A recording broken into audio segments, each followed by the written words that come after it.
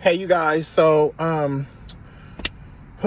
this conversation is going to be so stressful. I'm already way beyond capacity, but I promised some people that I was going to make a video and tell what happened at the Power Up, since I was the only other person there, and unfortunately privy to that conversation by virtue of, I guess, my skin, because the other person that was there was asked to leave and I was not. So if my skin makes me witness that kind of stuff, I would rather scrape it off.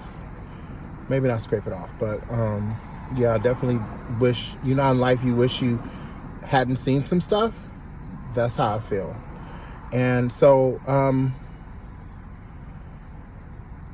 I'm sitting out there with a member of Jazz, and we're just shooting the shit and talking or whatever. And Gustavo rolls up on a bike, and it's only my opinion, but the way that the look in his face, like I remember the time when I saw him previous to that, he was very docile, very like meek, and he was like, "Miss Italy, don't be mad at me."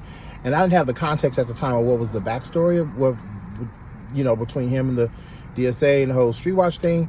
And so I was like, "I'm not mad at you. I love you. Give me a hug." And I remember when I was at the city councilman's meeting and I had my fist up and I looked to the back as I was chanting. And I remember looking at him, and again, he looked at me like, he had this sad look on his face, like, "Don't be mad at me." But this particular day at the Power Up, I distinctly remember locking eyes with him, and he rolled up on the bike like he was like on a mission, right? That was only my opinion. I can't prove what he was there for, or if it was an arranged thing, and I honestly need to state that, right? But it appeared to me that he was there with a specific intent, okay? Only my opinion. So he gets there, and then 2 or 3 minutes later, General Dogon and Mateo rose up, and me and the Jazz member is standing there, and I go, "Oh, there's General Dogon and Mateo," and the Jazz member was like, "Oh yeah." I was like, "What are they doing here?" And the Jazz member was like, "Oh, I don't know. Maybe they're planning to speak today, because they were talking about helping us be more decisive in the way we do actions, and planning ahead of time if we're gonna make the decision to do things, make the plan before, so everything is not more real sporadic or whatever." And so I was like, "Oh, that's pretty cool. That they're going to talk about that. That'll be really helpful." And the Jazz member was like, "Yeah, maybe they'll go on with Mo." And I was like, "Oh, that'd be cool. I got to make sure we see that." And the Jazz member was like, "Yeah." So Theo walks across the street, and Theo always walks across the street and stops usually at this little wall where that kind of divides where the main handout of supplies are from Jazz to the community, and where the community members usually sit down and eat and stuff. So I normally hang out at the back end and interact with the community, engage with the community. And so I'm sitting there, and Theo comes with a long look on his face. And I was like, "What's going on? What's wrong with you?" And Theo began to tell me that, he was feeling down because he had to send a text to Mateo, and that his stance was that he didn't want to delete Mateo from a chat, but that he also didn't want Mateos to feel obligated to make a stance inside with anyone. And he had a lot of great respect for Mateos and his work, and so he didn't want Mateos to feel like he had to make a decision, so he removed him from the chat so that he wouldn't feel obligated to be in the middle. And I go, "Well, that's pretty interesting, because Mateo is right down there with General Dogon." And Theo looks down, he bends over like this, and he looks down the block, and he goes, "Well, I'm probably going to leave because I don't have the capacity. I just wasn't even going to come down here. I just needed to talk to someone down there really quick about something important, and I was going to go back up. I don't feel good at all." And I said to Theo, "You don't got to leave nowhere. You don't got to go nowhere." And he was like, "No, it's not that. I just don't have the capacity to talk to anyone about anything. I've been trying to talk about it for 6 months, and everyone was gaslighting me and acting like their schedules wouldn't permit, or that it was not a valid concern. And now 6, 7 months later, they want to talk and they want me to talk about it. And I'm mentally, emotionally depleted behind it, and I absolutely don't want to talk about it. And I said, well, that's your prerogative. So by this time, Dogon and Mateo has made it over there toward us, and they asked the Jazz member if they can give us a moment. The Jazz member walks away, and Mateo says, hey, Theo, I just wanted to talk to you about the text. And Theo immediately said, no, I don't want to talk. I don't have the capacity. I just came out for a minute. He explained the same thing he explained to me, that he just was coming out for a moment and he don't have the time to talk about it. It's way too much stress for him and he don't want to do it. And General Dogon immediately says, what's up with those texts from General Dogon immediately says, what's up with that online shit? And Theo says, look, I don't want to talk about it. I told you guys I don't want to talk about it. And then Theo stands up, and General Dogon is still pointing at him. And now he says, yeah, but you're splitting up community with this bullshit, man. And my thing is this: if a person tells you no, no means no, man. No means absolutely no. And to force people to have a conversation is crossing the line. And to force a person to have a conversation in an aggressive way, there's nothing compassionate and humble and leadership like to be using profanity and pointing in people's face. Well, not like this in the face, like not like, you know, there was 3 feet between Dogon and Theo. But Theo's a disabled black man that was sitting there with his fucking cane. And this is the thing, and this is the way I feel about the situation, is regardless to what, if you said something and used profanity and caused a person physical, emotional harm, I literally happened to be coming back over there to the Power Up because I had left to go to the action in Chinatown. A member of Jazz said, no, come back to this Power Up so that you can ride with us and save space on parking. So I happened to come back. Thank God I did.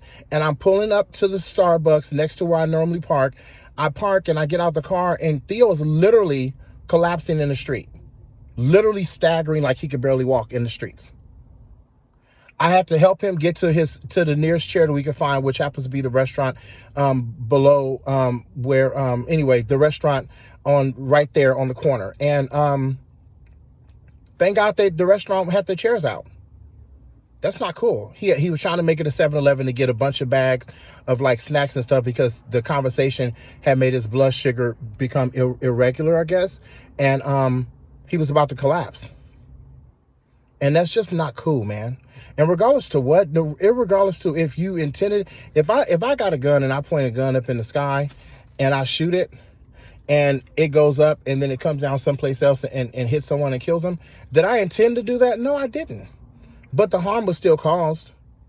So if you're a leader and if you are not suffering from toxic masculinity, what's wrong with self-analyzing, looking at yourself and saying, you know what, that was wrong of me. That was wrong of me. And Mateo, I gotta honestly say that you didn't have a aggressive stance. You didn't curse. You didn't raise your mouth. I mean, you didn't raise your voice. But you also brought that man to a safe space, knowing that there was previous turbulence, knowing that the person had health issues, knowing that person was disinterested in the conversation. You still brought General Dogon there, knowing that you guys are going to try to insist on the conversation. And that, in my opinion, Mateos, that was just a bad call on your part. And you may not be, at a point, in your heart and your soul where you can admit that and acknowledge that and say, I'm sorry, but I'm going to state the conversation. I'm going to state the event exactly how it happened. And whoever don't like it, I'm sorry. Straight up and straight down. The truth is the truth, you know. Um, the whole LA Can thing and the whole street watch and the white supremacy thing, like, it's like, regardless to what, if a black person is telling you that there is a white supremacy issue and you refuse to look at it for 6-7 months, and you are a forward-facing black-led organization, you're responsible. You're absolutely responsible, because you are a forward-facing black-led organization, and we as black organizers are trusting you and coming into your fold, taking your guidance, taking your leadership, following your lead, and you have a moral and ancestral obligation to make sure that we're safe. So if you ignore this for 6-7 months, then in my opinion, you're being a blind spot to white supremacy, and shame on you. And I'm gonna just say it like it is. I'm gonna call a spade, like my mother said. Shame on you. Whether or not DSA and LA Can and all that stuff is in bed together, I've seen enough information to believe they are, but that's just my opinion, right? But that's neither here nor there. The conversation was centered around white supremacy and how it shows up in our spaces. And it's irresponsible and actually very manipulative, if I'm being candid, to try to phrase that and frame that as a black conversation all of a sudden when we're talking about white supremacy. The root and the meat and potatoes of this is white supremacy. So to try to mute our white allies is actually it's diabolically genius. And it's some shit that the white man would try to pull off. But we're not buying it. We're not buying it, because you had no problem with the white supremacists sounding in the conversation. You had no problem with the white supremacists doing the harm. And now when the white allies want to speak up and speak out and check their people, now it's the black conversation so you can mute allies. No, we're not falling for that. We're not falling for that. And I'm speaking up because I'm the only other person that was there on that conversation. And Matios, you gave a false narrative. You said that, they came, they asked Theo, you guys asked Theo for a conversation. Theo said no.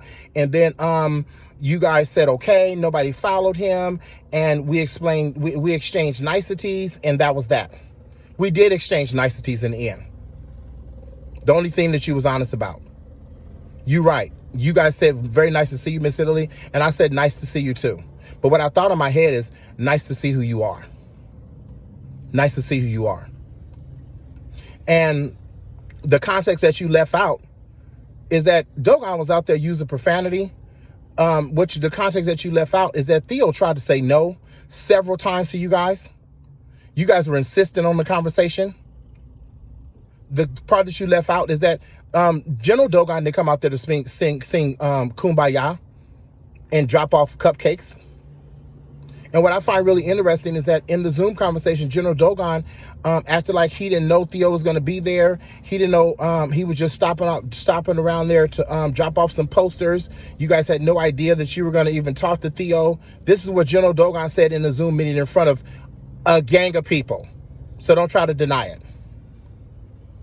But what's interesting is that in your broadcast, Matios, you said that it was prearranged. That you got a text, talked to your elder. He's one of your elders, and it was that you were advised to take him over there with you. But General Dogon got on Zoom in front of everyone and said that he didn't know y'all was going over there for that, and that y'all was just going over there to quote unquote drop off some flyers. I call bullshit. And it's not cool. And you guys can't run around the community acting like y'all Debo, man. And you guys gotta grow up a little bit. Ain't none of us perfect. Just because you've been doing this work for however many years you've been doing this work, don't make you perfect. And if you're not adult enough to look at yourself in the mirror and self-analyze and self-reflect and own your shit, then maybe people shouldn't be looking up to you no more. Straight up and straight down. Speaking of owning your shit, I'm gonna lead by that example. You guys left a message on your thread that said we are not interested in exchanging back and forth online, and that you guys are willing to meet whomever, wherever.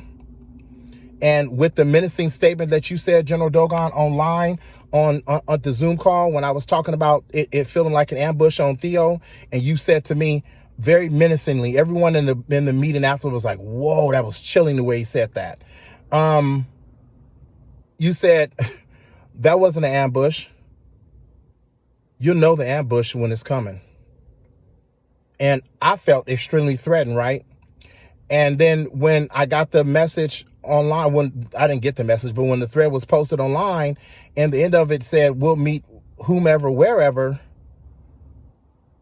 that probably wasn't even for me, right? But in my headspace, when I'm feeling backed up against the wall and I'm feeling like, you know, if they can do that to Theo, they probably think they can do that to me, and I ain't nobody's punk, right? So I immediately went hood. And I posted a response that said, meet me in front of the Wilmington Arms in Compton. And that was wrong with me. That was wrong with me to, number one, even try to involve Park Village Compton Crip in some bullshit. It was wrong with me to invite you guys over there to do whatever it is that y'all at the time thought that y'all was wanting to do. That was just wrong with me. That was a bad call. And I'm adult enough and woman enough to openly apologize. See, I'm sorry. It ain't that hard. We got to like self-analyze, and we got to like do better. We got to do better.